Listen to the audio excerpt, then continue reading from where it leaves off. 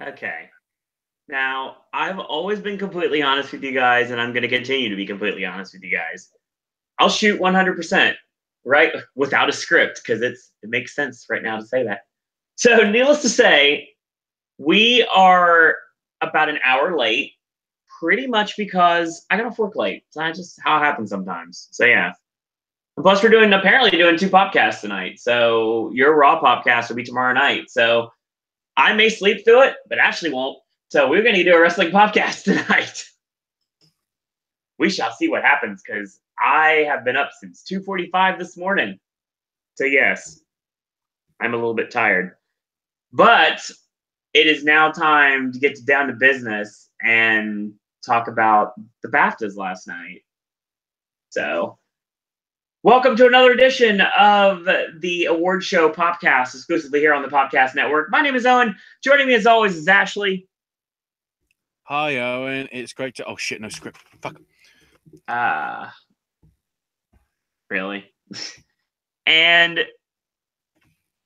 joining us for the award season, we have AJ. I hope Ashley isn't insulted by me saying this, but that scared the holy shit out of me just now. Well, you know, that's fair. Alrighty then. Welcome to everyone that's in our live chat. Welcome everyone that's listening in archive. And welcome anyone that is not in chat that is just listening. Thank you guys and girls out there for joining us today as we talk the BAFTAs. You know, the funny thing is since this award show takes place, at least when we're watching it here in the East Coast in America, when it comes down to it, you basically have this show, which is broadcast live in the afternoon. So I thought it made sense to do the podcast on the afternoon. That and the fact that, like I said, we ran 9 miles this morning. So yay! AFC for life. So let's talk about the BAFTAs. Once again, you guys know I don't have cable, so I have to use alternate means to see my award shows now. Hopefully the Oscars will have a lot better means than this time. I don't see a reason why not. It is the show of the year. Keep in mind, of course, the issue is if you did want to see a live feed of it, you probably just had to catch a restream of the UK feed. Right. Which in your case, it wasn't possible. No, it's not. So we had to do the gorilla thing of me screen sharing it so he could see it. Yep, that happened, and that's a thing. So yes, I did hold off until about 7 hours after the things had actually start being announced on social media. So yes, I actually managed to. Well, I'll be honest, I didn't say truly out the loop because as I was coming home from Black Panther, I tuned from the one radio station and it's like the BAFTAs are getting underway. Quick, turn to the other one. Oh wait, they're covering it at the same time. Turn to the other channel. They're doing it as well. It's like they were just trying to get me. So the opening one caught me. Well, to be quite honest, the one thing that helped me was the fact that I worked 9 to 5 and had no access to social media. So it didn't really hurt me very much. Yeah. Well, you know, it was like, do I want to listen to boring shit, or interesting shit that might just so happen to mention because it's got the news section on. So I got shafted on one of the awards, but I quickly sort of shifted off in case they announced any of the others because basically, I mean, the way it was presented over here is you've got the 2-hour show with the addendum bit like on the end, but then they also do like they sort of put this sort of intro on, like the introduction, like welcome to the awards that Joanna Lumley did. Right. And then they go makeup and hair and costume design. It's like they put the two together because if you notice, the two presenters basically do an award each because it's like we just get these fuckers out the way and then we can get to the important ones. Which was hampered by certain people deciding not showing up, and because fuck Paddington 2 apparently. And they're wrong. That was the big old trend on social media last night. I was looking, you know, after I'd seen the archive version, everybody was livid that Paddington got nothing. Well, now they know how I feel. So here's the thing. This is chat live. Bry Guy, welcome. Happy President's Day, Bry Guy. Gaia says, if there's anything I've learned from the BAFTAs, it's pretty much every category race is Sivako, except for picture, question mark. You don't know at this point. Well, let's be honest. If we're going by... the only one that we don't know is foreign film. Because neither of the ones that won the Golden Globe or the BAFTA are even either eligible or were even in contention this year anyway. Right. So there you go. That's So the point. Well, if you guys have been following along with the awards coverage we've done on the network for the past several years, you would know that this year, of course, me moving to Orlando, finally, I was able to start doing Popcasts instead for our award show coverage. And when we do that, it's something that we always do on Mondays on this network, even though it's the Tuesday video normally. And that's Ashley takes control. So basically, Ashley is he's been the one that has been taking care of making sure he knows what we predicted. And he's keeping track of our little mission, which he may have a really good chance of winning this year. So, for a fucking change. Yes, very true. So you going to Orlando? Yeah, you're losing probably. Your touch. The funny thing is, I watch more movies. Like more like, I mean, I forced myself to watch everything. So yeah. So. But, I mean, Film Stars Don't Die in Liverpool is finally here, so I'm probably going to be watching it very soon. Exactly. That's somewhat of a surprise. Yeah.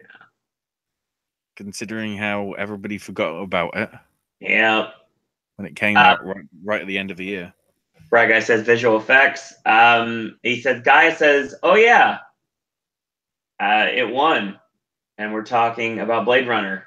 I thought War of the Planet of the Apes would storm. Good point, actually. Come to think of it, editing is a competition. I'm hoping editing goes the right direction. We'll hope that happens.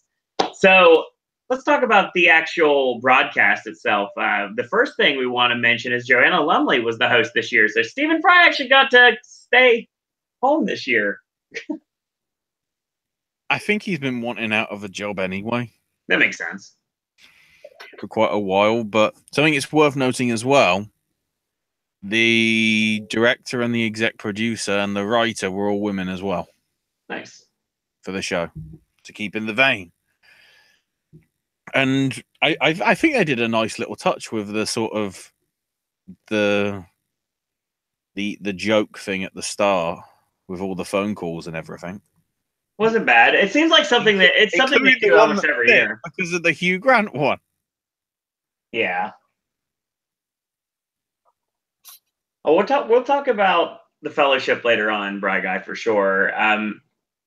So Bry Guy says you got the spirits determined foreign and documentary. Yeah, true, but by the time the spirits are given out, the Oscars have been long since put in those PricewaterhouseCoopers envelopes and guarded daily for the rest of life. So yes, but what if Lady Macbeth wins Best International Film at the Spirits?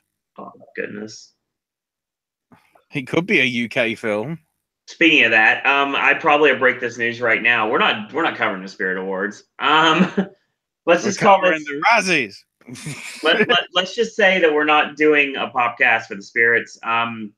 We might actually probably just to play along with our war we have here. We may just do our predictions, but that'll be the end of it. We're not going to actually cover the award show itself because number one, this wonderful Tenet award show, which makes me feel like I'm an outbreak, basically tells me that it's really hard to watch. It's hard to find.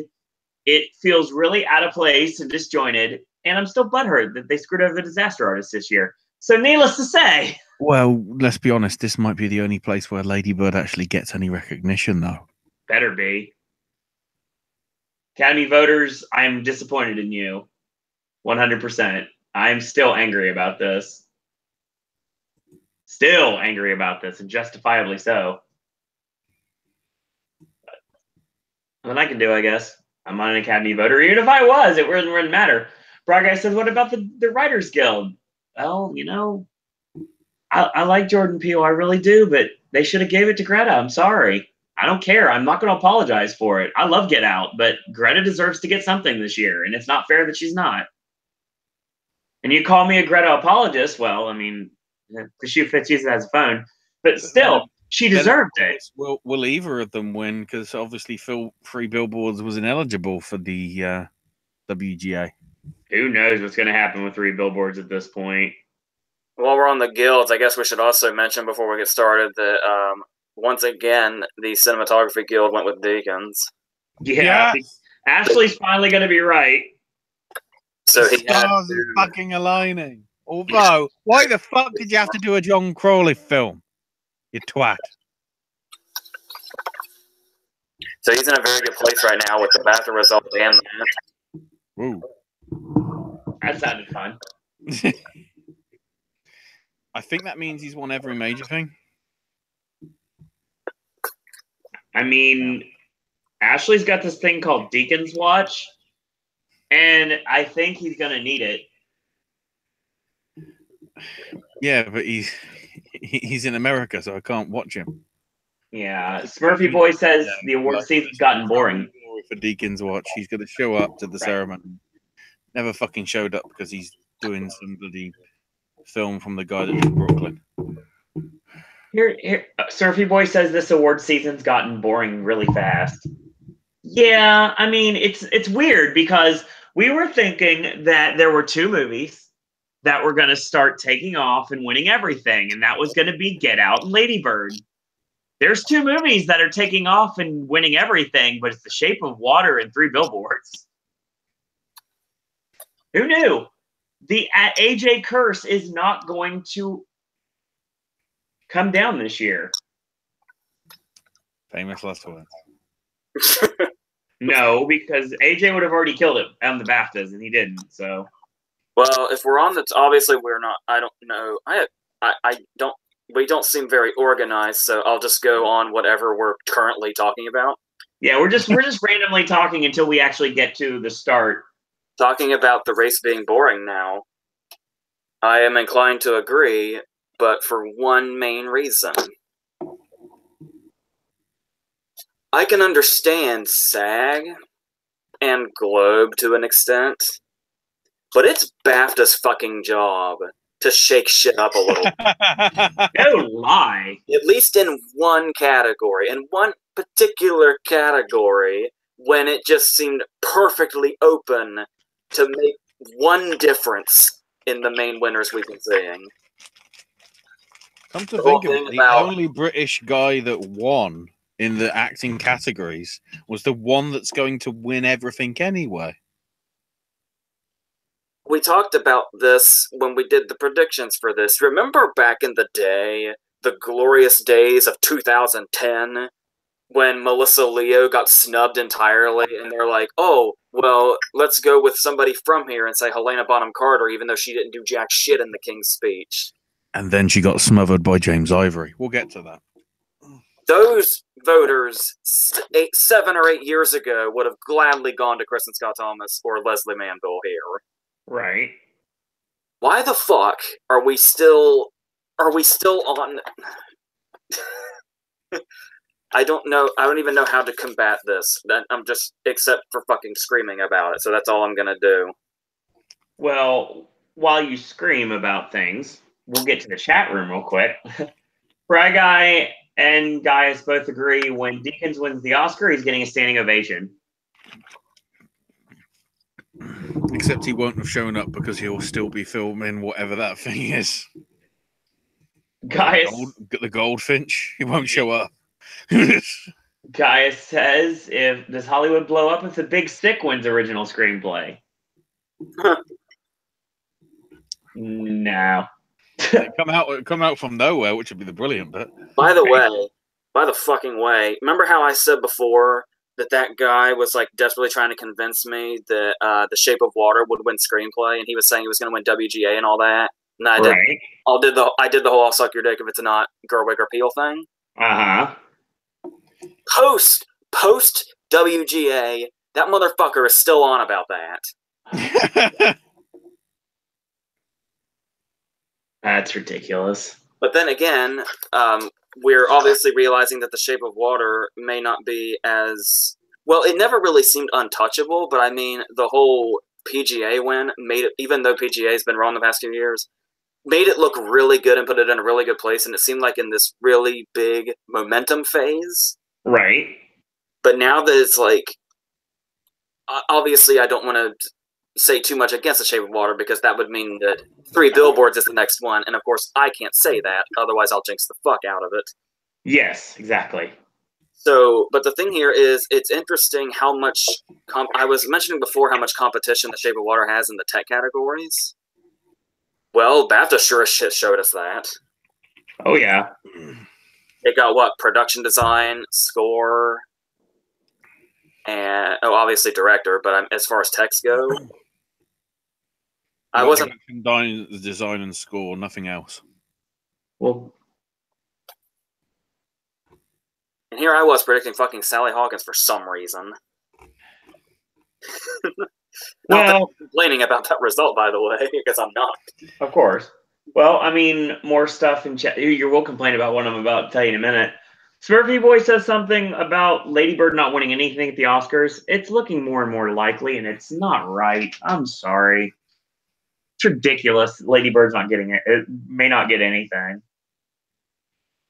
Yeah, the only way is if Gerwig wants to pull a Jeffrey Fletcher and say, hey, even though I didn't win anything before this, here I suddenly am. But, yeah, she's got pretty steep competition. Oscar voters, I dare you. Considering it's her debut film as a solo director, I think she's probably getting enough.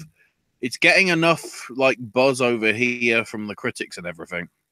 Because obviously it did its minor opening, as did I, Tonya.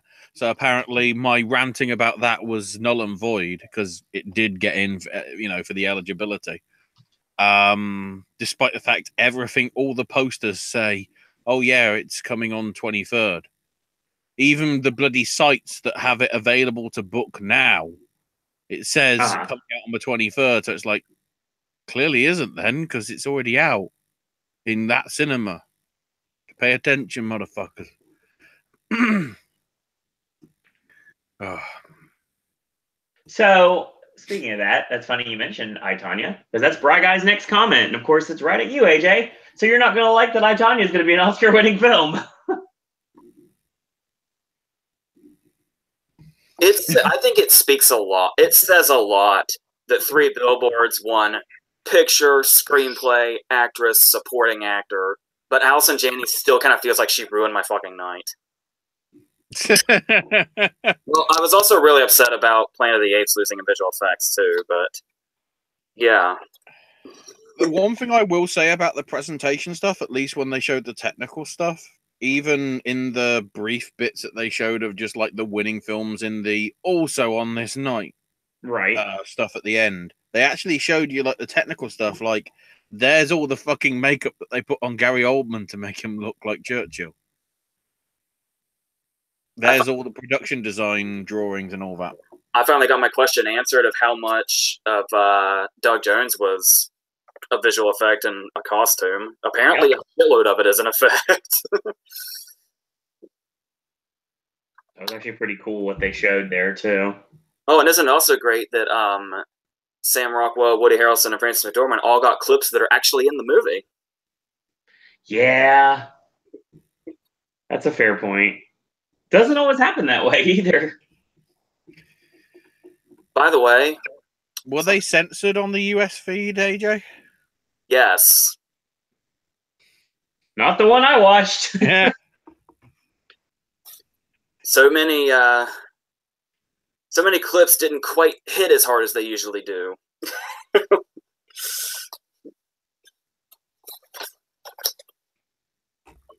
I sort of figured that Billboards was doing well, because did you send the link over to AJ that I sent you, Owen? I did, and I accidentally sent that to... I got a better one for you. I accidentally sent it to April, too. It wasn't on purpose either. And she's like, what did you send this to me for? I was like, I don't know. I'm sorry. Did it include the message, Ashley wanted me to send this to you? I don't... No, I just sent her the BBC link. The thing about it... was I had seen that headline and those pictures, but before you sent that article, I thought it was like fake. I didn't realize that actually. It's real. After the Grenfell Tower disaster, in which 71 people died, of which apparently, you know, there was no sort of fire arrangements or anything. By the way, no adequate like emergency exits. They decided to just use it as an inspiration. Except obviously there was nothing about being killed and raped, and nothing to do with Chief Willoughby. So if you guys watched a feed, you didn't see the TV spots, right?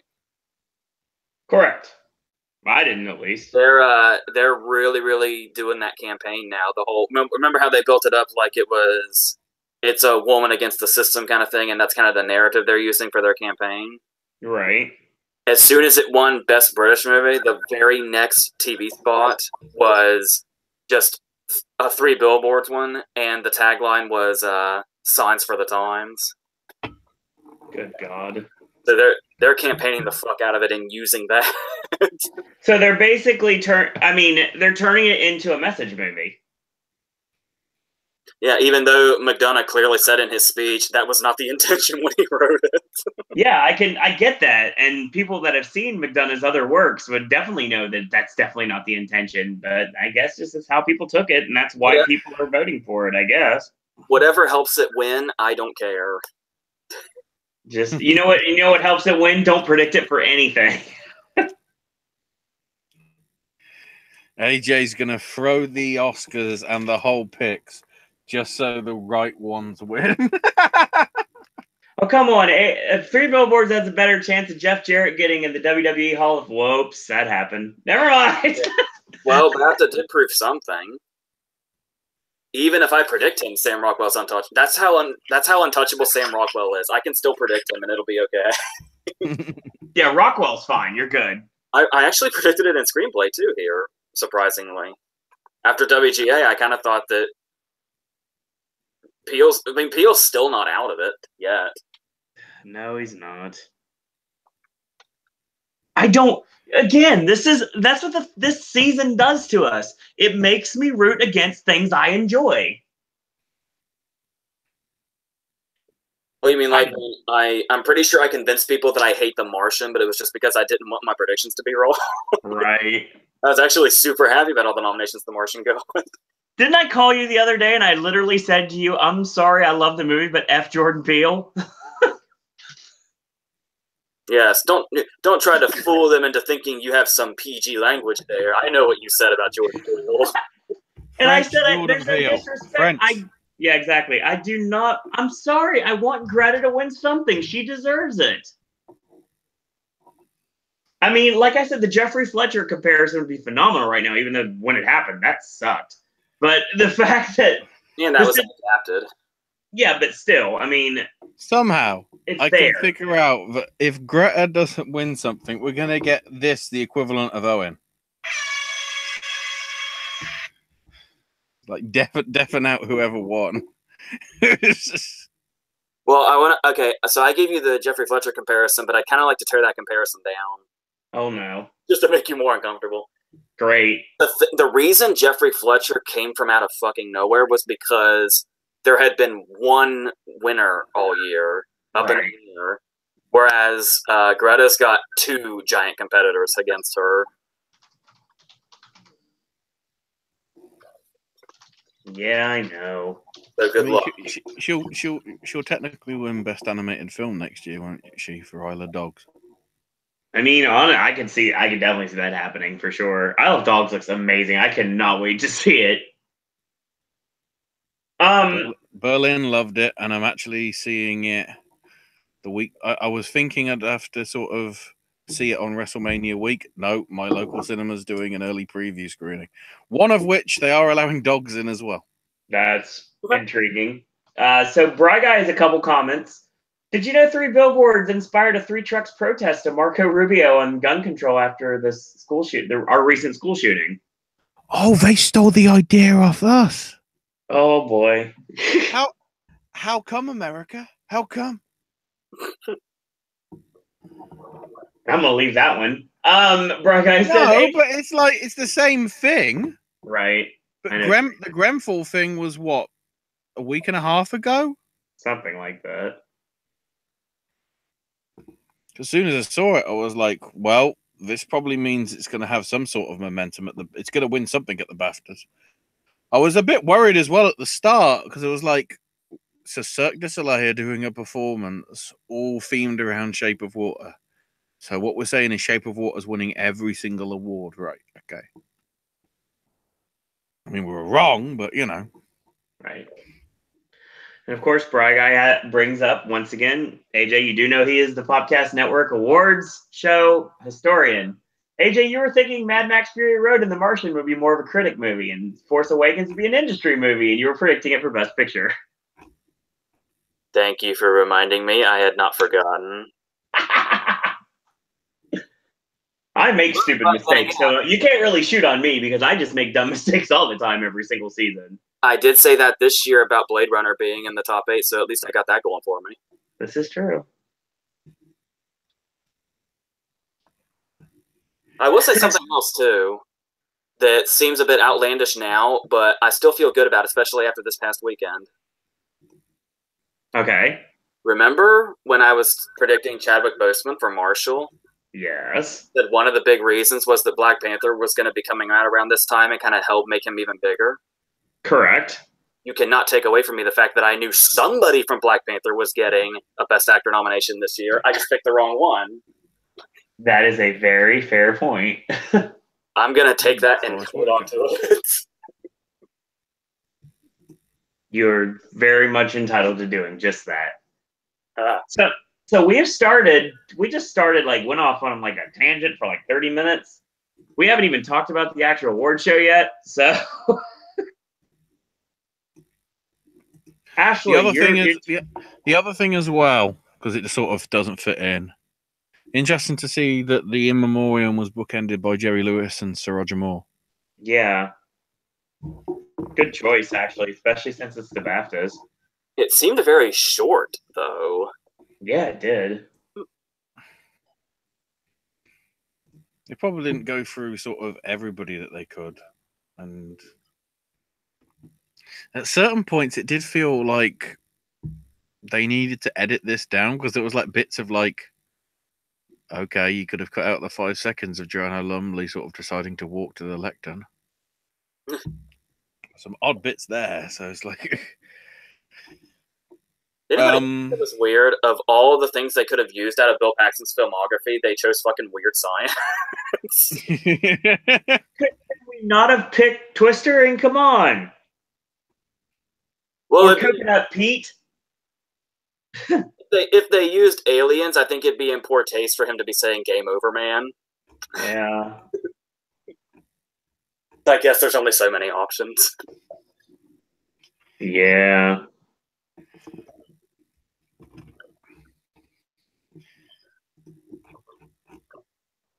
So yeah, and we now are going to go into the actual awards themselves. So further proving the fact that Timothée Chalamet, it may be popular on Twitter, but doesn't win awards. Daniel Kaluuya beat him to the Rising Star. Very interesting. But apparently, for everything that he did on the night, all the girls were tweeting about him for some reason. I love that they showed 2 damn movies. They showed Get Out and they showed Kick-Ass 2. Not his Black Mirror episode, not Black Panther, not Sicario.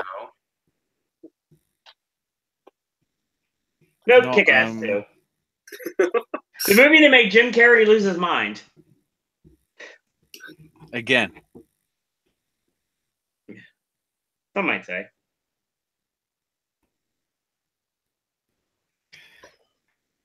But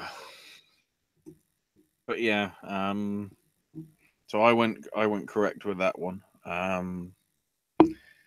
Then we get to the British shorts. Well, while we're on the Rising Star, and since he's been brought up, I just have to mention something that apparently just made a headline. Okay. Apparently, both Luca Guadagnino and Timothy Chalamet have confessed to jerking off with a peach just to see if it would actually, if it was actually realistic. Wow! Don't say that out loud ever. I'm just telling you what I read. And they were totally not ashamed of it. They were just like, we had to know if it was realistic or not. You know who thinks that's fucking weird, AJ? God, it's gonna happen. Gaius says hashtag parking Patueo. 2009's literal piss take of Postman Pat, starring Daniel Kaluuya.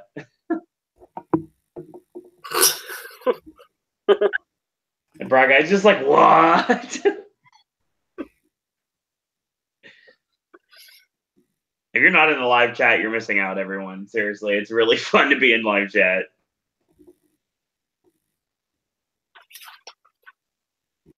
Oh, God, yeah, from the Harry Enfield and Paul Whitehouse thing from a few years back.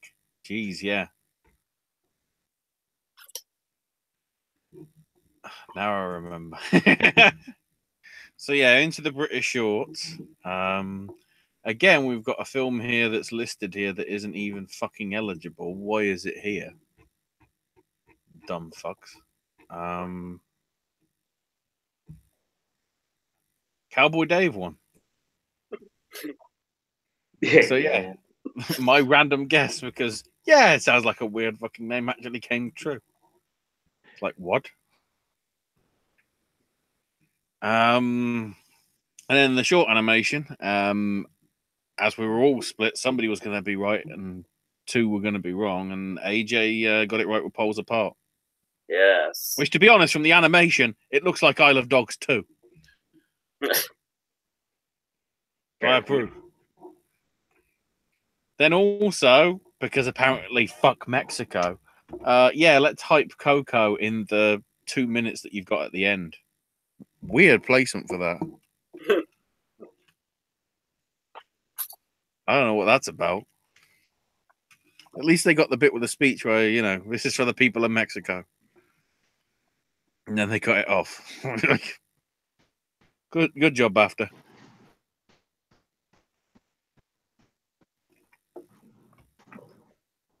Then, hang on, something happened in chat.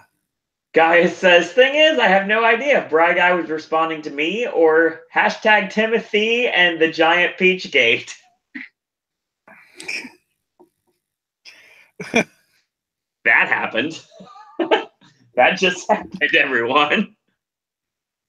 He's about the right age for that James and the Giant Peach live action film that they're supposedly doing, isn't he? Yeah, he actually is. That's the irony. Yes.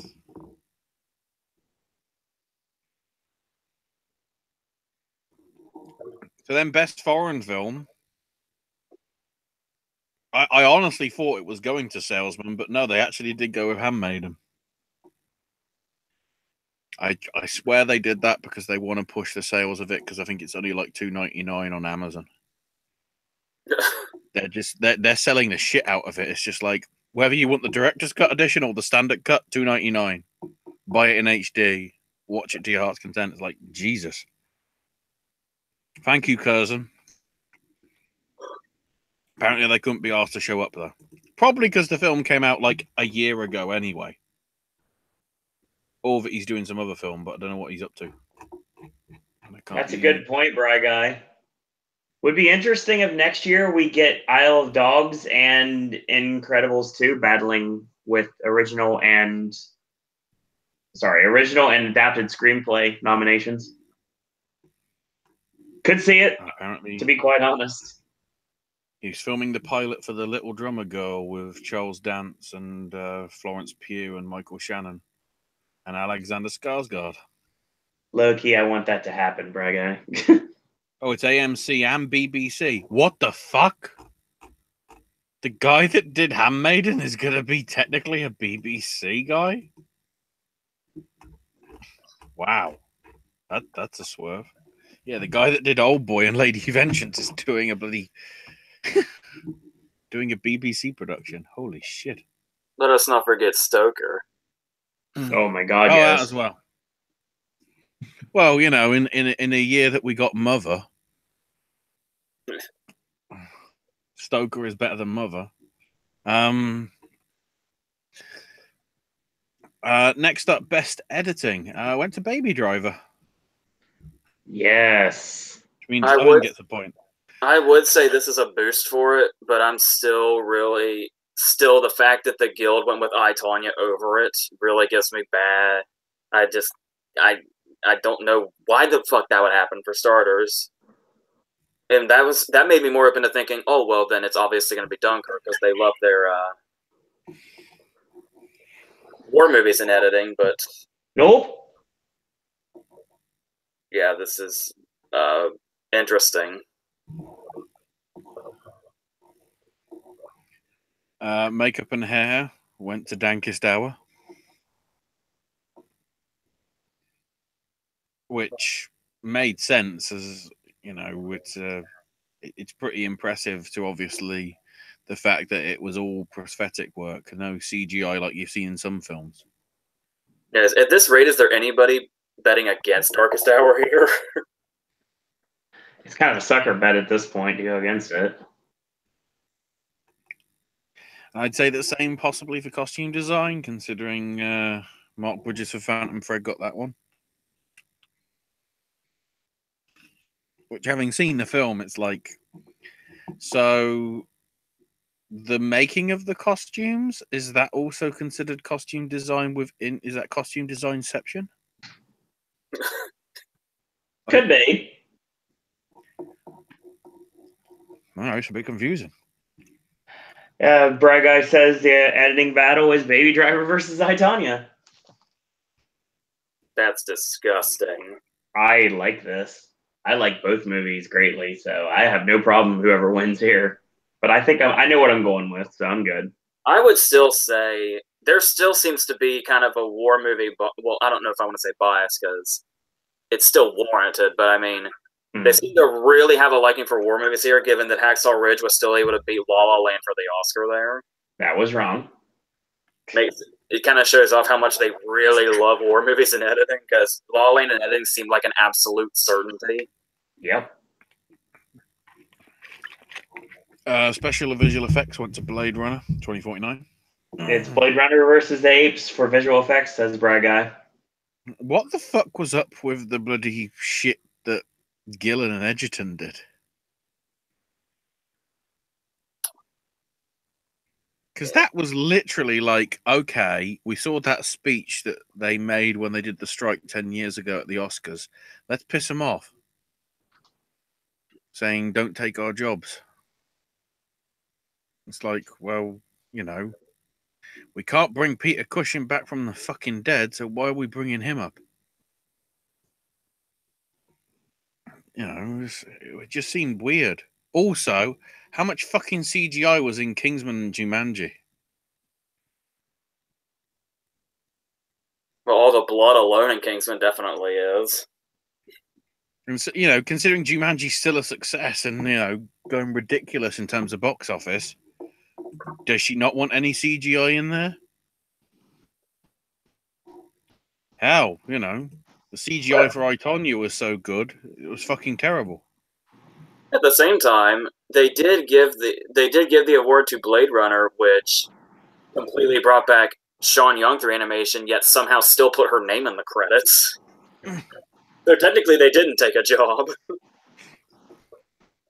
They're giving people jobs they don't have to fucking show up for. Yeah, they just do the voiceover work.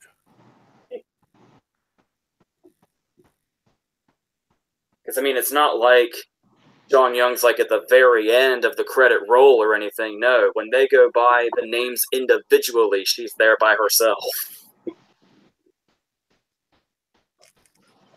You got a Sean Young stand-in, though.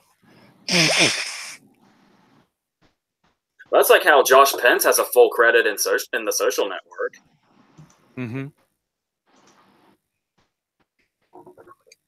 Mm-hmm. Production design went to Shape of Water. I was amazed at all the fucking CGI in Shape of Water. Yeah. It's like, so none of it's real. Why do I watch movies? Yeah, because when they showed the moment where she's like walking up towards where the water is, and it's like even what she's walking on is CGI. It was like, oh wait a fucking minute, what is she really walking on? Same question. Walking in the air. Same things we asked everyone when we were watching Nick Arcade back in the 90s. What exactly are they playing with that video game? And then the only one that they sort of pulled out from that stuff, apart from visual effects, was sound. Because of the actual story behind it. AJ got this one right, by the way. Me and Owen went for Baby Driver. So yeah, I can't remember which of the 5 it is. One of the 5 guys, it was his 206th and final movie. Jesus Christ.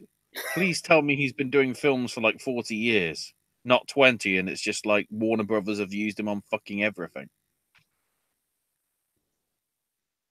Like how many? That's the other thing as well. British British Academy, not one of them was British. All Burbank, all Warner Brothers, all the people that probably ruined Justice League and DC. Great job, guys.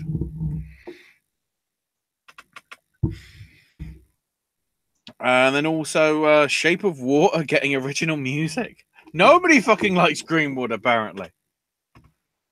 What is this about?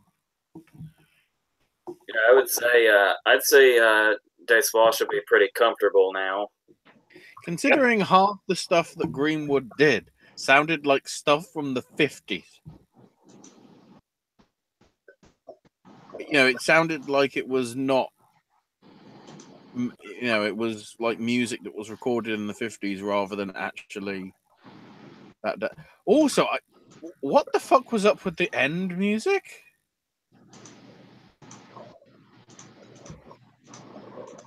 You know, the music that goes over the credits, AJ? What are we talking about? The music with Phantom Thread. Oh. When it goes all fucking over the place at the credits. Like, it's like gentle sort of music, and then it randomly shuts. It randomly shows Lewis and Vicky look at each other, and it goes "Da-da!" Written and directed by Paul Thomas Anderson. Like, what? Like cliffhanger was getting a sequel? Like what? Like, not to mention, there's also a piece in it called Puck Beaverton's Tattoo, which is clearly some kind of Inherent Vice reference. And then it had the bloody music from wasn't it the music from like Gladiator? The Shalom one or whatever. Or the one that sounds like Shalom or whatever. It's like, I don't know what's going on with this end of the score. I'm confused. It's taking scores from a bunch of different Walking Phoenix movies, apparently. That's Lynn Ramsey's next one. That's the irony. He's Jesus, followed by a guy that kills pedophiles. Literally in a film the next week. That's going to be an interesting double bill if people manage to get it. Best documentary went to I'm Not Your Negro.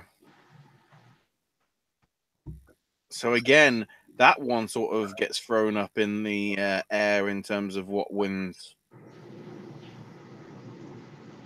Because pretty much was Jane for everybody else. But I guess in that and foreign film, they're the only ones that I guess you could consider a case of we really don't know who's going to win. Obviously, is there any particular reason Faces Places isn't here other than they just didn't put it here? Or I don't know whether it released over here. I need to see if it's got a UK release. The only one of the actual nominees that's here is Icarus, and weirdly enough, I didn't know what Icarus was until I watched it this past week. I suppose it could have a leg up for the simple fact that everybody's like obsessed with the Olympics right now, and that's the subject matter. Quick look. Yeah, Curzon picked up the rights to it. And they showed it at the London Film Festival back in October, but it hasn't actually had a public release yet. And there is no date, it just says coming soon. Oh, what? Sorry. According to IMDb, it's the 7th of September. Wow. So it's in 7 months. Welcome, Cassie, to chat. Okay. Yes. So there's your answer, AJ. They're just being fucking confusing. So on that logic, expect it to be in the bloody list for best documentary next year. Because apparently it's not confusing enough with bloody all the foreign films being a year behind. They're now going to do it for documentary. And Montenegro just proved that you can still win. So I'm trying to remember. Negro came out February in America, but I think it came out here in April-ish. I think. I vaguely remember my art house place showing it. I never got the chance to see it. Then it just showed up on Amazon Prime anyway, so managed to catch it that way. Yeah, 7th of April. Wow. Okay. So yeah, I was about right. Then outstanding British film, which went to 3 billboards. I tried not to get my hopes up, but given that was the first one they gave out, it was like, well, I have a good feeling about this from now on for the rest of the night.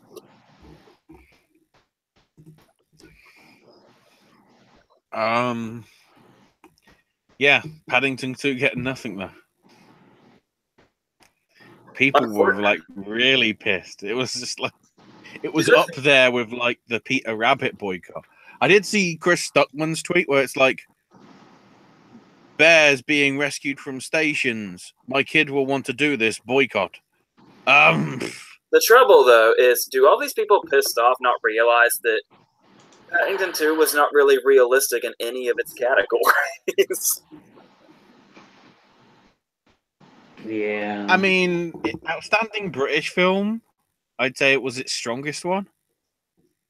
Even so, Darkest Hour, I'm still surprised Darkest Hour did not take that, regardless. But then again, I guess it doesn't really matter because Lady Macbeth can be nominated for Outstanding British Film and not even win debut. Yeah, which went to I'm Not a Witch. Because it was all women, you see.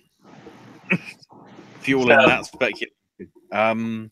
Fry Guy says they need to fix Best British Film. They need to have the film center around any of the UK countries, not the entire film, not in the entire film in America. Yeah. Keep in mind, though, that most of the behind-the-camera talent for 3 billboards was British. True. And it is a British production. It's just Film 4 do a lot of their international distribution through Fox Searchlight. Which, come to think of it, is this the last hurrah for Fox Searchlight if the bloody Sony deal goes through? Could be. Is it Sony? Is it Sony, or did I make the cock up? Because the guy did on the stage. I have no idea. I think you were getting your washing for that bit. Probably. Yeah. I'm right, AJ. Was it? I can't remember what category it was, but somebody said thanks to Sony. I think it was because I remember McDonough didn't talk because he said because he was Irish he didn't think he should. Or something to that effect. I see. Yeah.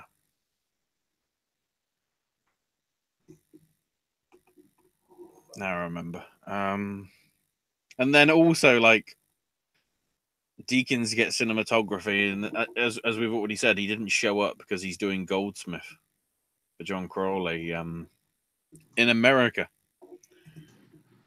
which logically also means that Anselm Elmgort wasn't there, despite the fact, like, promote the fact that Baby Driver came out. You can't help the situation with bloody Spacey. You can, whitewash him out of everything. Notice every time that they showed anything to do with Baby Driver, no sign of Spacey. It's seriously like it's become a bad word because it was Turner Classic Movies was playing Mr. Roberts last night, and they were talking about how Jack Lemmon was the first one to get an Oscar for lead and supporting. And he went through the list of all the other actors that have done that, and when he said Spacey, I was like, "Oh my god, he said it!" So what you're telling me is Kevin Spacey might as well be Chris Benoit right now. At least in mentioning, okay? I'm not going to say that, obviously, but completely different things, but they're both basically persona non grata. He's a more. Yeah. Yep. I'm getting breaking news that Lion King's only going to have 4 songs from the original film. Yeah, and everybody's pissed that Be Prepared's not one of them. That's ridiculous. Yep. But Beyonce's going to go, fuck it, bitch! So does that mean Chiwetel doesn't get a song at all? Yeah, that would be, actually.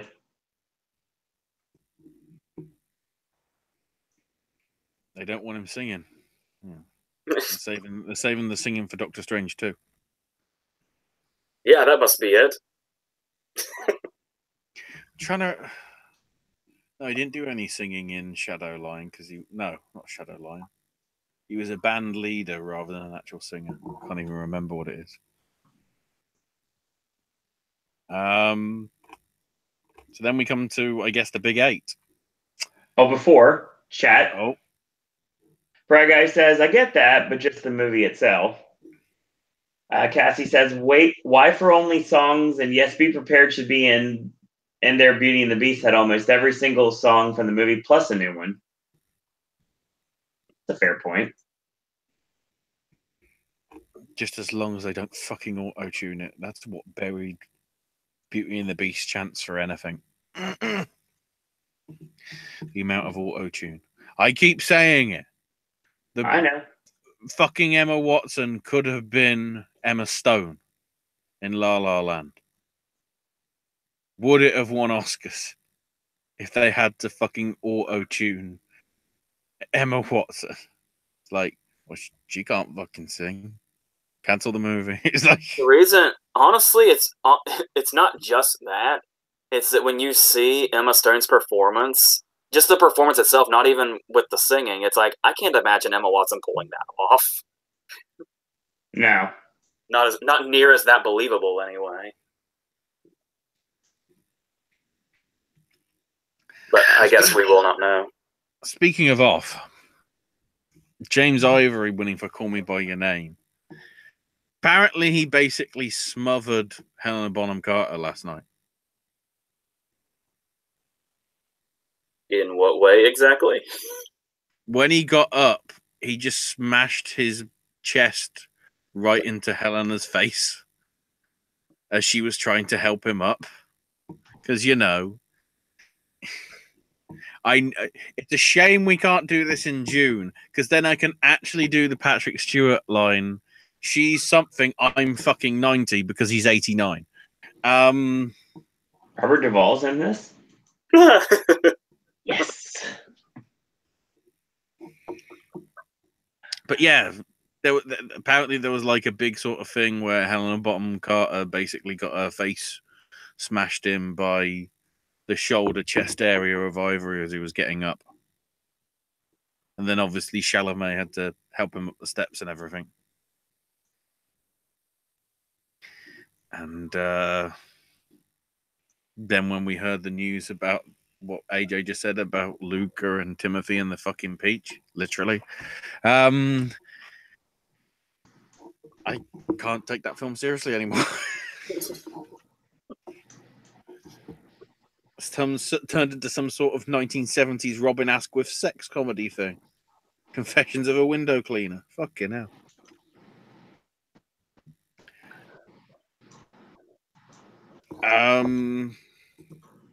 We all got that one right. And then AJ got the writing double because Three Billboards got screenplay. Original screenplay, that is. Yes. Ladybug gets fuck all. It's official. It was also just nice to see a category besides Best Actress where I got to watch Three Billboards beat I, Tonya. So satisfying.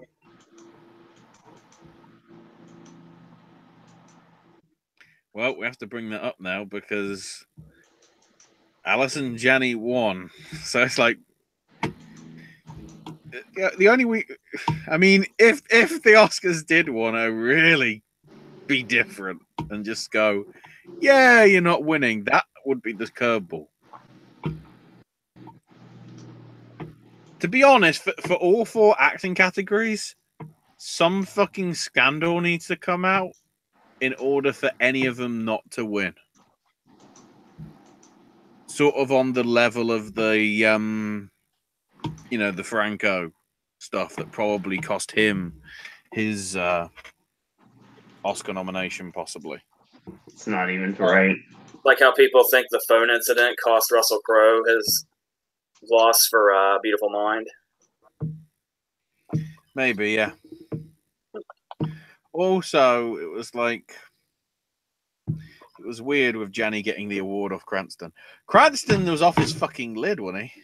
I guess this is what happens when you do 4 months of network at the National Theatre. Once again, over and over. This is what happens when you slowly but surely transform into Huey Lewis right before our very eyes. I just want to spend the rest of this listening to the two of you commentate on Cranston. A bit as well, it's like he's coming up in Isle of Dogs, so he goes over and kneels so that Joanna can pat him. It's like, this is fucking epic. And in other words, you have to look at the fact that things just happen sometimes. You just have to say it.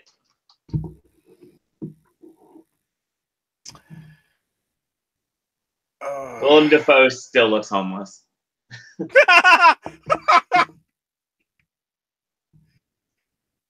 Not his fault. Just, I guess, is the person that dresses him. Yeah, no, stop. Because that's not working. What if he actually dresses as a homeless guy for the Oscars? He's literally dressing like he's at the MTV Movie Awards, not the BAFTAs. Or the Spirit Awards. Actually dress up as a hobo for the Oscars because he knows he hasn't got a chance of winning. He starts drinking early and everything. I'm wearing JC Penney bin bags. I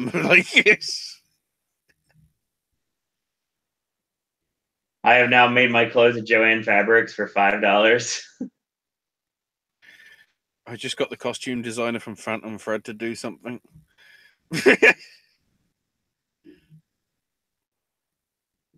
Boy, continue. While we're on the topic of Willem Dafoe, he is another one whose clip totally suffers when it's censored. Wasn't censored when I heard it. Oh, God. I didn't realize I'm missing a lot of chat stuff.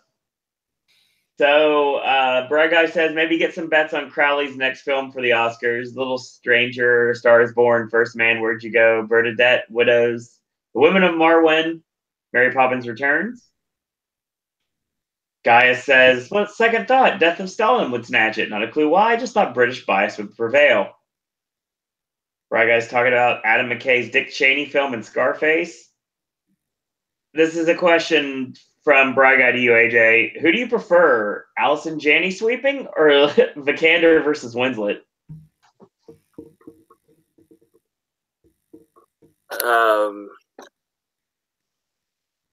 I don't fully understand the question. The actual question, AJ, which supporting actress race do you prefer? Janie Sweeping or Vikander versus Winslet? Well, actually, I hate the movie, but I actually thought Vikander was really good in The Danish Girl, so that.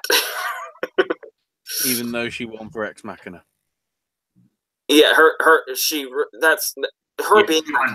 She was in a fucking lead performance in The Danish Girl and a supporting in Ex Machina. Did we not determine that she actually has more screen time than Redmayne in The Danish Girl? Yes. Yeah. 100% agreed on that. So that's fucked up, but didn't she get listed first as well?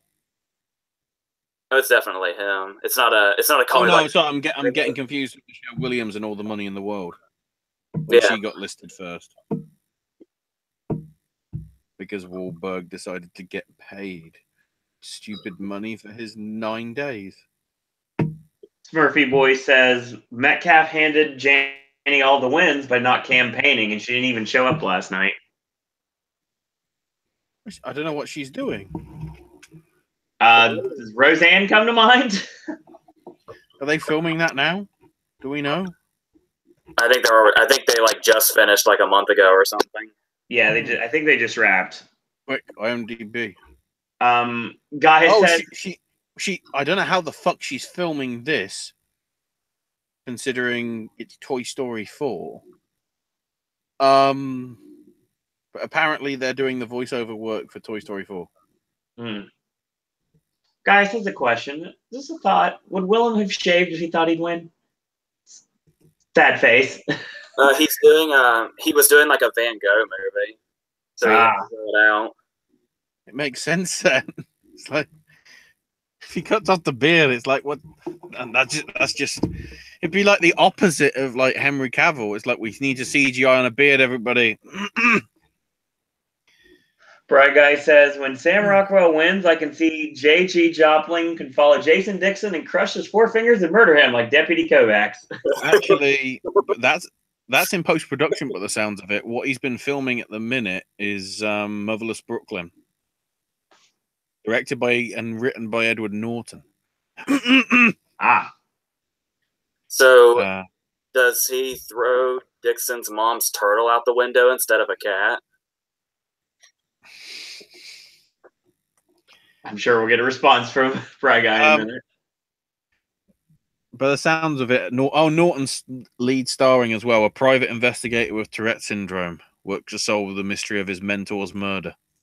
So, does that mean Defoe's getting murdered, or Bruce Willis is getting murdered, or Alec Baldwin's getting murdered? Holy fuck, who isn't in this film?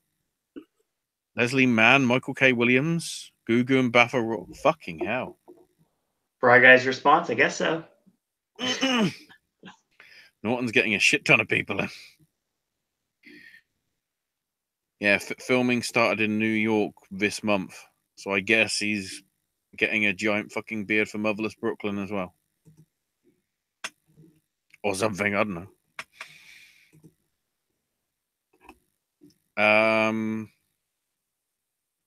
So we didn't properly mention this, but when they went with the BAFTA goes to for supporting actor, Rockwell's face, it was just like, hang on, I've got to fucking go on webcams in order to show this. It was like, hang on, where the fuck do I do it? There we go. It was like, what's that about? It was. Well, at least he didn't do it. At least he didn't do what Clive Owen did and just sat there and didn't hear his name called. Remember when that happened? Part of the reason, and Owen did point that out to me live. Part of the reason he might have done that reaction is because that was the same facial reaction that the still of Woody Harrelson had, apparently. That was just so random.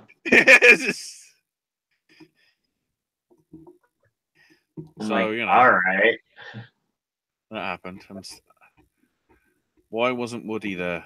Oh, he's filming The Highwayman for Netflix. Well, while we're getting into the lead categories, and this is technically something to discuss under actor, but I just want to go ahead and throw it out there.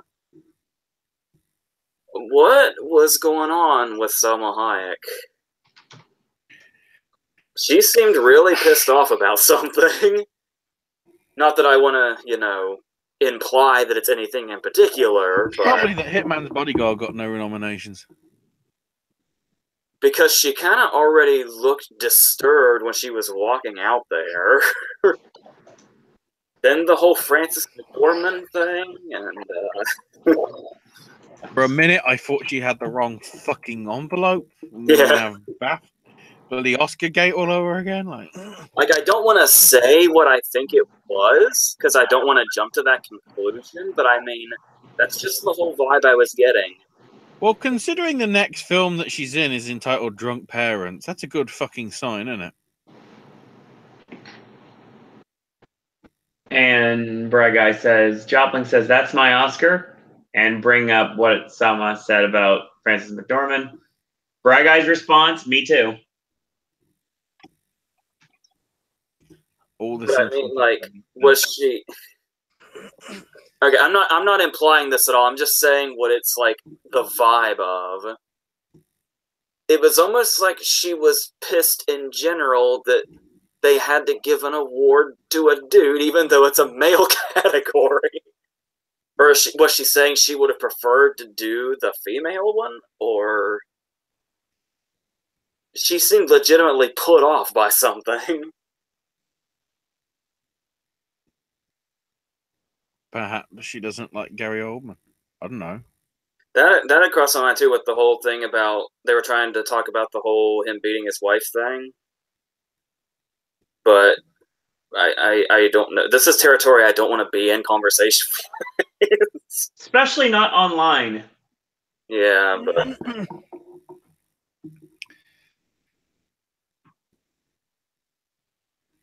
it's like it felt very akin to Natalie Portman at the Globes. Was the vibe I was getting. Which didn't really put her in a good set of light.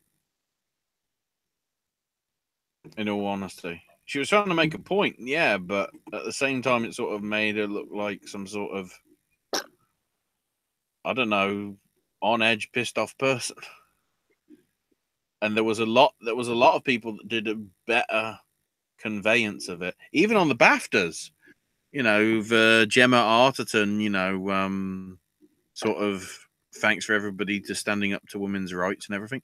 Gemma apparently, as her +1, brought two of the original women that were the Dagenham girls from '68 and whatever.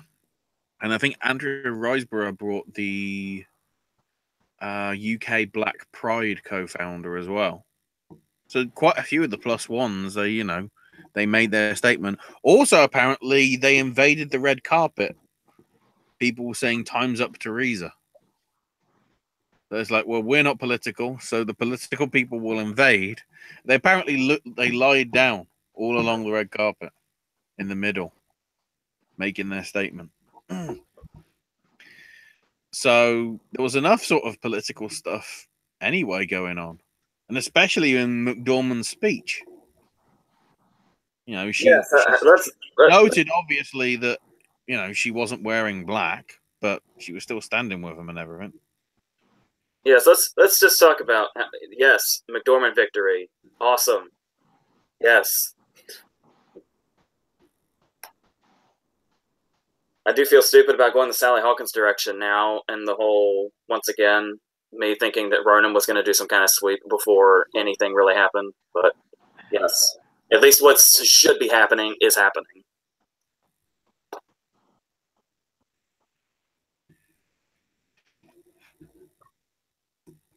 So, yeah, but McDormand winning sort of, and as I say, good speech, and Ullman did a good speech as well. I'd say, pretty much acknowledging everybody that he never got the chance to. I think at the other ones because they just played him off with music. There was still a timer, as was clearly pointed out by Daniel Kaluuya early on the night. What was it that he said? Lines. Was it? He just said some random sort of like word. I can't remember what it is. Manners or lines or I don't know. Something like that. But yeah, we're having to talk about all this stuff because, as we've already said, it's like, well, these are obviously a lock-in for the Oscars now, unless there's a weird turn of events. We'll have to see. That's also why it's like it was another just weird thing that Selma Hayek did that, because it's like my brain is just so used to hearing Gary Oldman here that my brain just fried for like half a second when it was a name that wasn't Gary Oldman. Hang on. I've just remembered something from earlier, and we're going back to fucking Cranston. What the shit is Del Toro doing next? Because it needs to have Bryan Cranston in it. Because when he was doing his joke about, why wasn't it Churchill and, stuff like that, they cut to Del Toro and he was laughing his like fucking ass off. He was like off his tits. It was like, geez. He's going to want him now for anything that he's doing. Okay, everything's in pre-production and it's all TV series. Great job, Del Toro. But yeah, Del Toro winning for Shape of Water.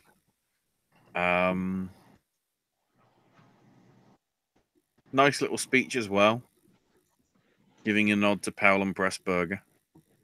Yeah. Which, considering the style of the film, yes, it does fit. And then I love the fact as well, it's like they went to Best Film, and when they announced the winner, he was still coming fucking down the steps from doing the interviews backstage. He was just like, oh shit, I'll come and hug you because I'm sat next to you. Like, what? Del Toro's stealing the show again. It's brilliant. Yeah, and I don't mean to be a stickler about how things are announced or anything, but it's like it's just so weird to me. It's like them saying The Shape of Water before they said Del Toro's name.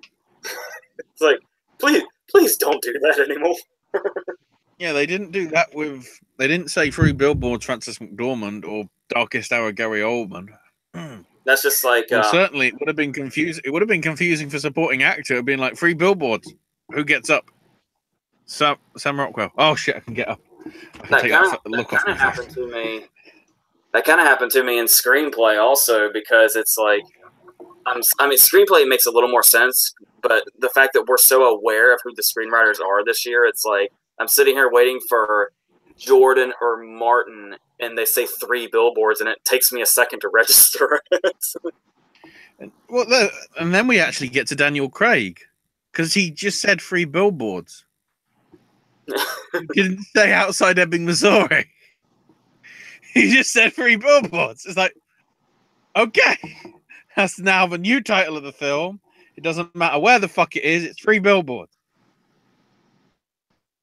I got weirded out when I saw his hair, because I don't know why at all, but for some reason I just expected him to still look like Joe Bang. So well, this is what happens when you're possibly in pre-production for whatever the new Bond film is. Or, actually, come to think of it, well, we need to go to the IMDb for Daniel Craig, because I am intrigued what he's doing now. it's like once you see a guy like Daniel Craig with West Virginia tattooed on his neck, you just never look at him the same way again. Oh, and they're all picking up on Daniel Kaluuya to replace Daniel Craig as James Bond. That's the news. Everyone's like, yeah, fuck that guy, go with the other one.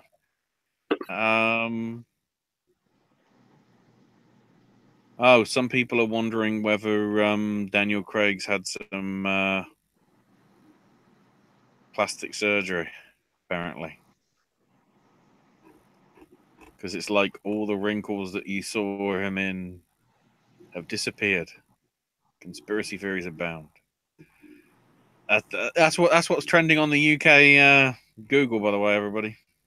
Boring shit. I was to say, how riveting. Yeah, I know. It's like, wow.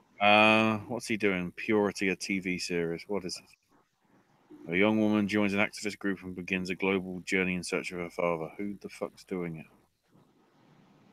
Scott Rudin Productions. That's all we know. Brilliant. Great job.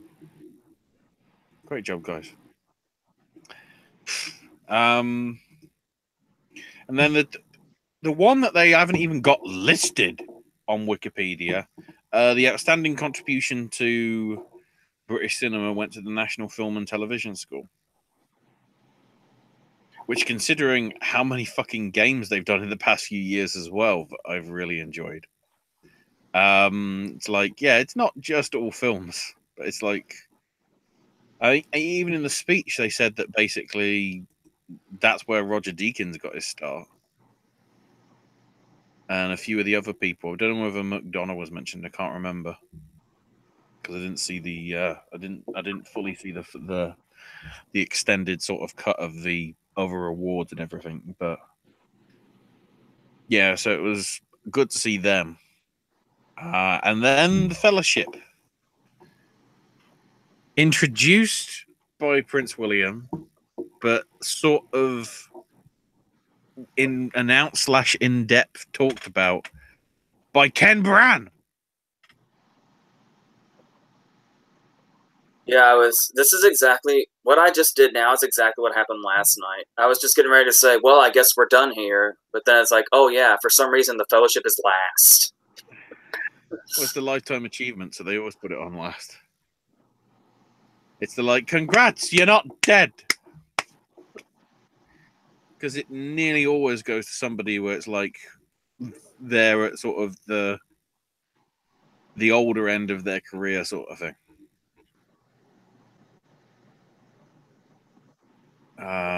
If you look at, just in film alone, over the last few years, we had Ridley Scott, Mel Brooks, Sidney Poitier, Mike Leigh. Didn't know whether he was dying. Helen Mirren. Apparently she's dying. Alan Parker. Martin Scorsese. Christopher Lee. Vanessa Redgrave. A whole bunch of people. Anthony Hopkins. Okay, so half the time it isn't people dying, but it goes a bit weird sometimes. I don't know. Ken Loach got in just for television, not even film. So that's really confusing. Wow, Merchant Ivory Productions got it back in 2002. Along with John Mills, because apparently they were doing multiple ones. Or something, I don't know. But yeah, they go for somebody that's normally got a long sort of list of stuff in their career. I wouldn't be surprised if they wanted to give it to John Hurt at one point, but obviously he passed away. I think John Ford got it like a year before he died. Okay, that was television and whatever, but yeah. And to be honest, for what he did this year, in obviously bringing out 2 movies, one of which, had to be heavily changed in, as I keep stressing, 9 days. That's probably why they gave it to Ridley Scott this year. Because I think he's just turned 80 as well. Yeah, it does make you wonder if he had just made Alien Covenant this year, if this would be the same, but probably not. But then, technically, Ridley as well was involved this year in producing that. What was it, Taboo TV series with Tom Hardy and all that? Oh yeah. So he had his hand in that, and he produced Murder on the Orient Express as well. Apparently, also produced the Mark Felt film, with Neeson as Deep Throat guy. I'm just having a quick look as well. Obviously, Blade Runner. I don't think. Yeah, he was exec producer on that one rather than directly producing. Except when I read, the only thing he really said about Blade Runner was that he thought it was like 40 minutes too long. Yeah. Which says a lot because everybody said that Blade Runner should have been longer. It was The fun that original one, that is. every time Blade Runner got referenced to or won something, they'd cut to him. He's producing. Currently, he's producing The Aftermath from James Kent, directing, starring Alexander Skarsgård, Keira Knightley, and Jason Clarke, among others. That's a Fox Searchlight film. And then also The Burning Woman with Christina Hendricks and Sienna Miller and Aaron Paul. And Will Sasso! What the fuck? Oh, and it's directed by Jake, his dad. Or his son, sorry. Who did Plunkett and McLean. So, wow. So the only films he's done were 99 and 2010 and whenever Burning Woman comes out. And he basically did a load of music videos instead. He did the music video for Morning Glory. I might have put that in there just to wake up Owen. Is he conscious right now, or? I'm here. Oh, okay. That means he wasn't. No, I have a couple of messages in chat though that need to be mentioned. But yeah, so yeah, he's Burning Woman is a story of a woman who's raising her teenage daughter's son after the girl's disappearance is told over the course of 11 years through the discovery of the truth or something. All right, so Bry Guy brings up the fact that of Detective Pikachu. Still no Best Actress presenter at the Oscars.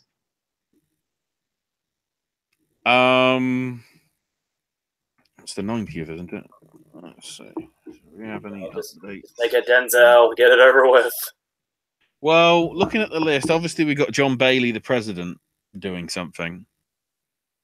And apparently they have listed as it stands Chadwick Boseman, Laura Dern, Jennifer Garner, Greta Gerwig, Tiffany Haddish, Tom Holland, Kumail Nanjiani, Margot Robbie, and Daniela Vega. So I'm guessing...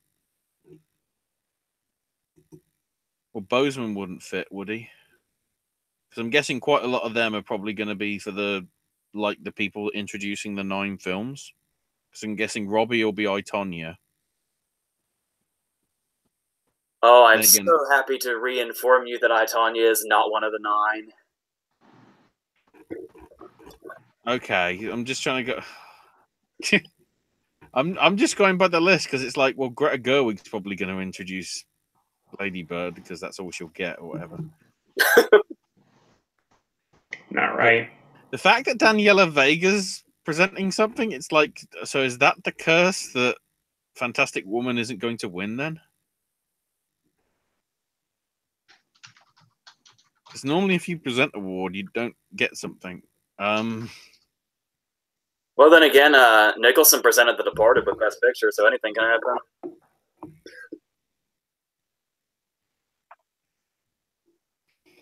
True.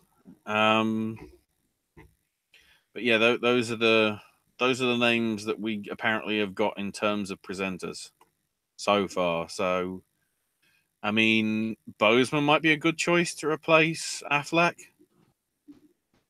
say.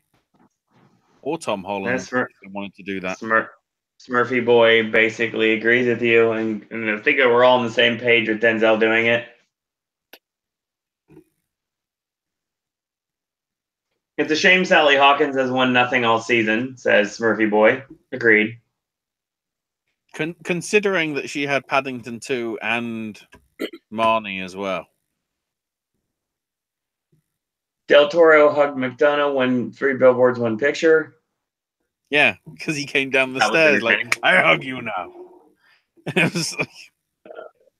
Bry Guy says, what movie do you think was a failed Oscar bait to get nominations? Smurfy Boy says The Greatest Showman. That's exactly what I was going to say. It's not fair, it's not right, but it still could walk out with an Oscar by the end of next weekend. Surely the obvious one in The Fade.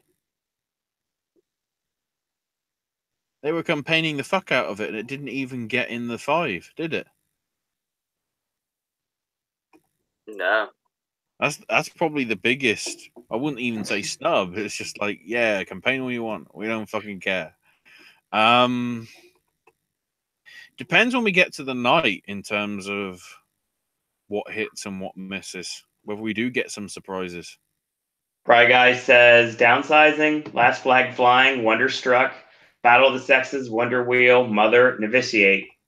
And most of these, I think all of these are available on the network for AJ's movie reviews. I completely forgot Novitiate existed.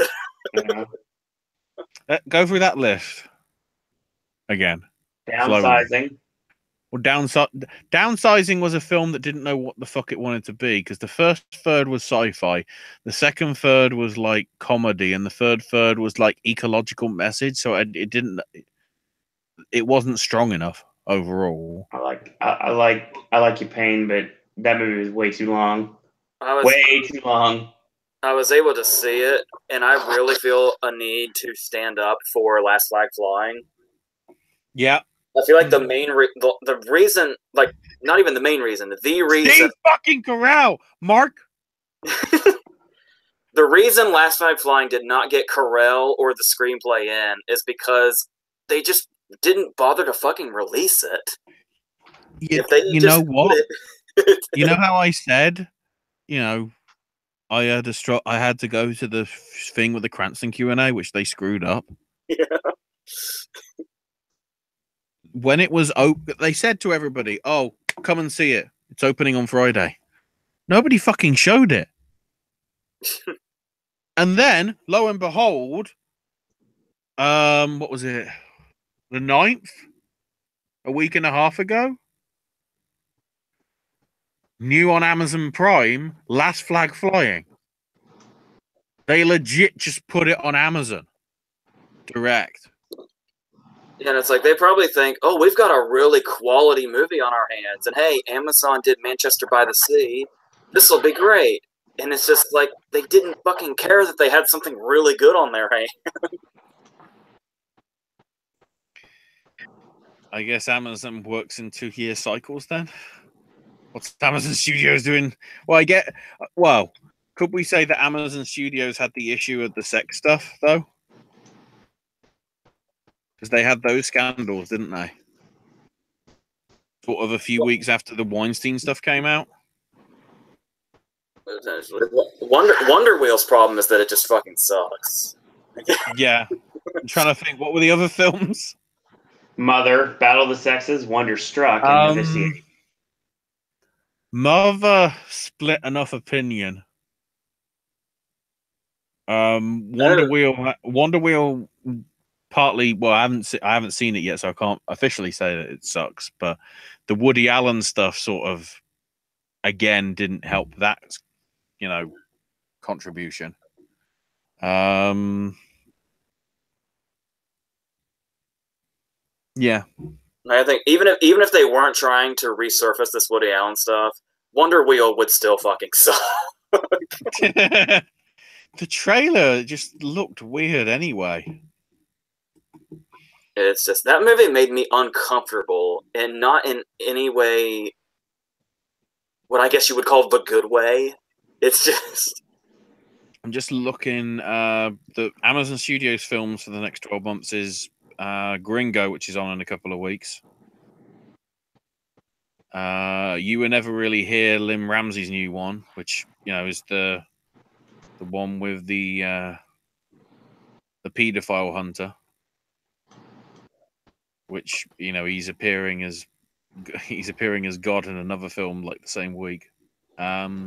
Don't worry, he won't get far on foot. So more Joaquin Phoenix, which is the new Gus Van Sant film and everything.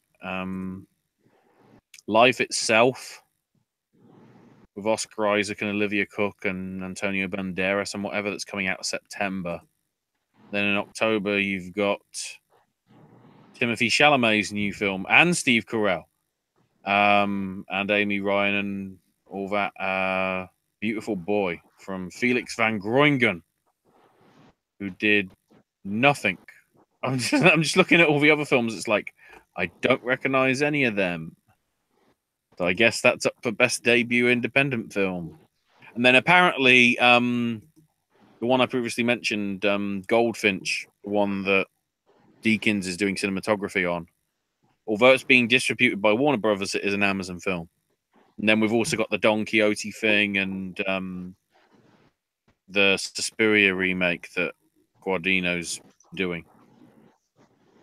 And Mike Lee's Peterloo massacre film. Wow, okay, that's a thing. So yeah, that's what Amazon's doing. So I guess Amazon are more focused on them, probably, rather than anything. Let's see. Cassie says, I completely forgot about Wonder Wheel. Where's the movie? If you're in the UK, it doesn't come out until April. Which, Obscurity is where it should be, but...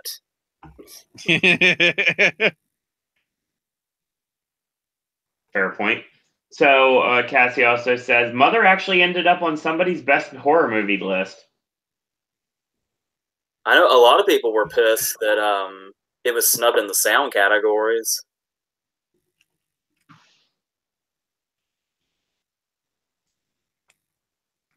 Yeah, but it's weird. It's a bit just a bit too weird that I think the Academy is going to go, this is the kind of crazy weird that we're like. Don't worry, Linklater can try it again next year with Where'd You Go, Bernadette. You even got the Writers of Disaster Artist doing the script with him. And Carell's got Women of Marwen and the Dick Cheney movie. And by the sounds of it, that film from Amazon. I don't know if that was one of the two mentioned.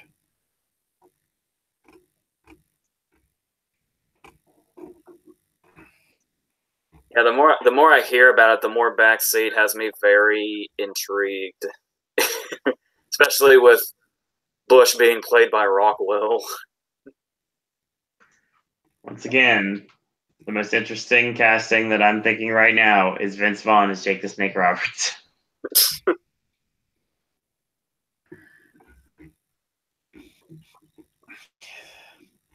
The weird thing is that isn't going to be the only wrestling movie that comes out in the UK. Nope. Because we've got Walk Like a Panther, featuring that guy from I, Daniel Blake. That, spoilers, dies at the end.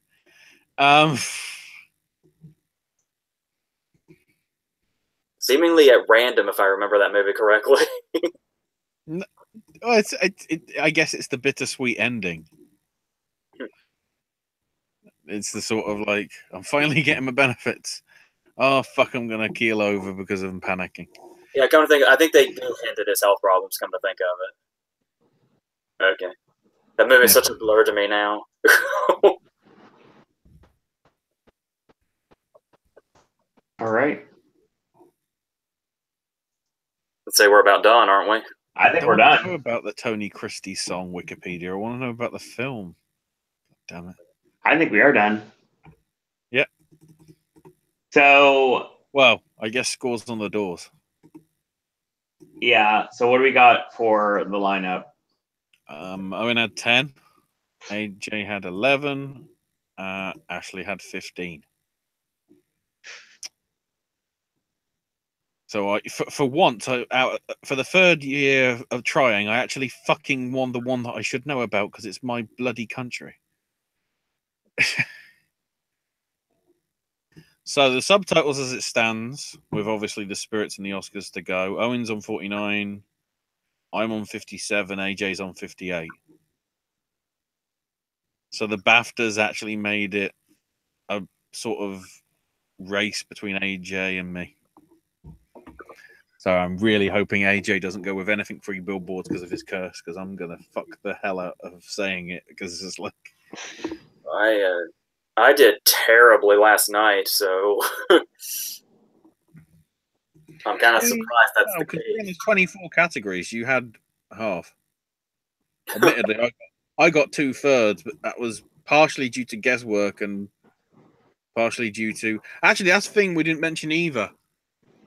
Free Billboards doing the doubles the first time since the King's Speech in 2011. that something won British film and then went, yeah, it's fucking best film outright as well. I thought so.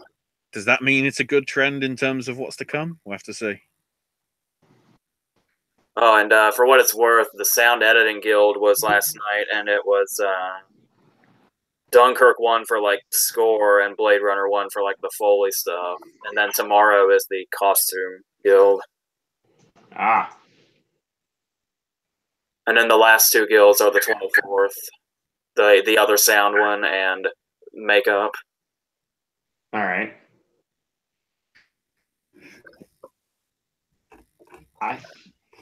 Yeah, it has been fun, Cassie. Thanks everyone for joining us tonight. We still got our Oscar Popcast coming up. AJ, I think you were telling me you were looking at the 25th. Is that what you wanted to do? Yes, because it's the day after the last guilds are handed out, and it's exactly a week before the show, so it's like perfect. I think that might be the day of. Yeah, that is the day of the Elimination Chamber, Ashley. Yeah, well, we can do a double bill. I'm like fine we're doing with that. today. Well, I mean, we'll look at my schedule. I don't have that schedule in yet. the afternoon, hopefully, and. No, I do have my schedule, actually. I can just look at it right now, actually. Oscar's in the afternoon, Jeff Jarrett in the evening. Oh, Lord. Let's see. Obviously, the schedule I'm looking at is not my work schedule. It's my running schedule. So, the 25th, yeah, we don't have a... Okay. Should be fine because the 24th, we've got 3 miles. So, the 25th, we're not going to have... I get off at 3, so... We'll see what happens.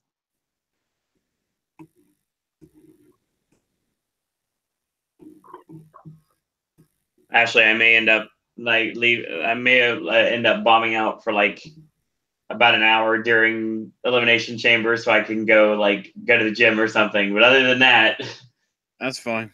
We should be good. All right, I need to go to the YouTube thing because I found it. I got reminded. Today is Mr. Rogers' Neighborhood 50th anniversary. Makes perfect sense then for Tom Hanks. Yes. Fun Owen fact, if you guys don't know this. Mr. Rogers' Neighborhood's theme song was actually one of the first songs I ever sang in public. Because at the end, I said, "Hi, neighbor." And I popped the whole crowd like I was Mick Foley. So, yes. I can't put web links in the chat. I can post it in here, though. I'll send it to both you guys. I'll look at that later. I managed to find the video of Jeff Jarrett and Spring Breakers and then smashing Beetlejuice over the head with the guitar. Just nice. So just search Jeff Jarrett Spring Breakers on YouTube or Google and you'll find the clip. It's just very nice. Edited together. Thanks, OSW Review. So, since this is the BAFTA video, I guess this is as good a time as any to bring this up. In like a month, you're gonna get a big video from me. It's gonna be the weekend that the new Tomb Raider comes out. Oh fuck! So you're gonna get that, but you're also gonna get a versus that's Angelina's movies. But then, since I'm going to be with my brother at the time, we're gonna do a Bond retrospective that weekend. Kind of like what we did with Batman. It's gonna have basically different top 5 lists in it, like the top 5 movies, the top 5 actors, the top 5 villains, theme songs, all that shit, and just in general talk about them. Please tell me just randomly you'll confuse everybody by saying number 5, Peter Sellers. Or Clive Owen. I will never give that one up, ever. The International is not a Bond movie. Yes, it is. You cannot tell me otherwise. The International is a Bond movie. Sorry, you know what? After having seen it this weekend, you know what also is a Bond movie? Black Panther. That whole casino scene, it's just like, okay, you just took Casino Royale and adapted it. Well, since you brought up Peter Sellers, I do have to give a kind of controversial opinion. Yeah, the 1967 spoof called Casino Royale is a movie I think I like better than Daniel Craig's Casino Royale. Wow. I love it. It's clickbait for the video when it shows up in a month. I love it. Oh, wow. KFC is a chicken shortage, apparently, Bragg. I just said in the UK, yeah. There's one president that's going to be fucking pissed, Colonel Sanders. Yeah, apparently they decided to change the distribution company from a company that has multiple distribution outlets around the UK to one that has only one. So like 600 of the 900 stores, because obviously not all of them are direct KFCs, a lot of them are franchises. Right. Like about 600 don't have any chicken, so they're having to shut today because the supply of chicken that they were supposed to get never showed up. Wow. I love it. There's some people going, I had to take my kids into McDonald's, and they're angry.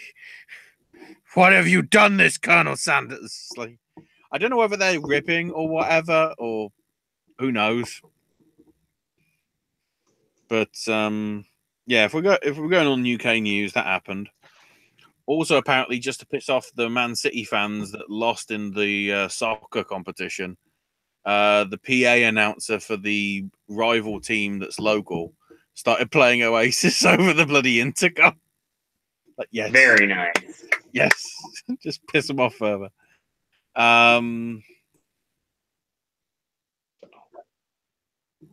That is our show. Is Fundable better than Never Say Never Again? You'll find out next month. So, wrestling fans, join us later tonight, or should I say tomorrow in archive for our Monday Night Raw Popcast. And later this weekend, the Wednesday Wrestling Popcast should be going live. I make sure to check the schedule. I think we're fine for Wednesday. Let's see. Wednesday is, I don't know what day it is anymore because it's all starting to run together. Oh, Wednesday may be up in the air. We'll have to find out. If not, Ashley will hopefully be bringing some wrestling content to the network. Yeah, considering a miss last week, I've got to catch up. Especially because, wow, there's a shit ton of heat on certain people. Elgin, Marconi, all that sort of stuff. Yeah, this TJ Marconi thing, I want to talk about that. So hopefully we'll get to do that soon.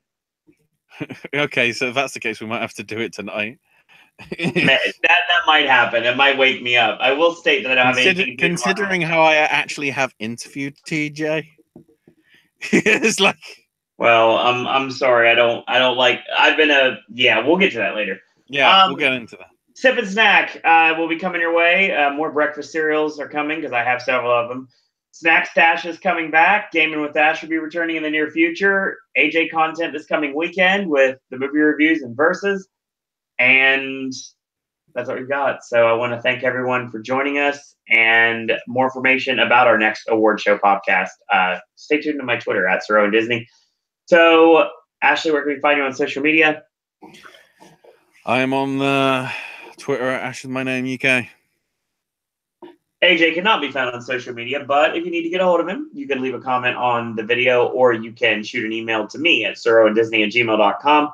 Follow the network at Popcast Network. Check out our Facebook fan page at Popcast Network and follow me on Twitter at SirOwenDisney. And in the meantime, I want to thank you guys and girls out there for watching. And until tomorrow, boys and girls, that's all we got to say about that.